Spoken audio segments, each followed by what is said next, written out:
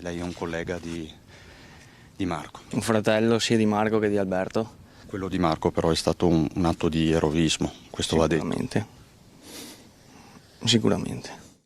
Lo sguardo basso e gli occhi gonfi di pianto. Troppo forte il dolore, così Andrea Zanella, un collega di Marco ed Alberto, i due enologi coinvolti nel grave infortunio. Un clima surreale, l'attività continua, ma il pensiero e la mente tornano a quegli istanti drammatici quando i colleghi sono stati trovati all'interno dell'autoclave.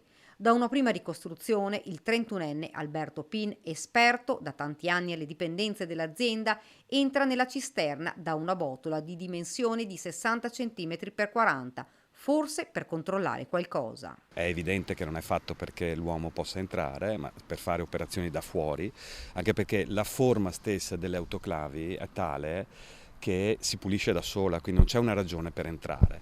Poi aggiunge: Nell'autoclave c'era verosimilmente, però non si sa ancora, una quantità di vino spumante e c'era una grandissima quantità di azoto, che è un gas che viene utilizzato per evitare che il vino evapori.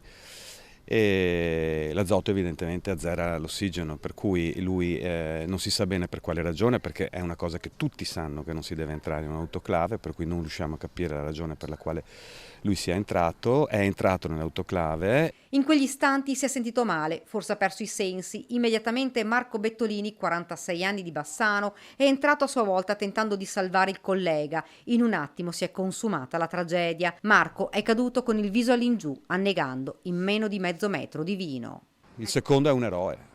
Di fatto è veramente una cosa straziante e commovente anche per me che faccio questo lavoro. L'avvocato ci racconta la disperazione dei colleghi e degli stessi titolari. Loro, tutti insieme, ci dice, sono una famiglia.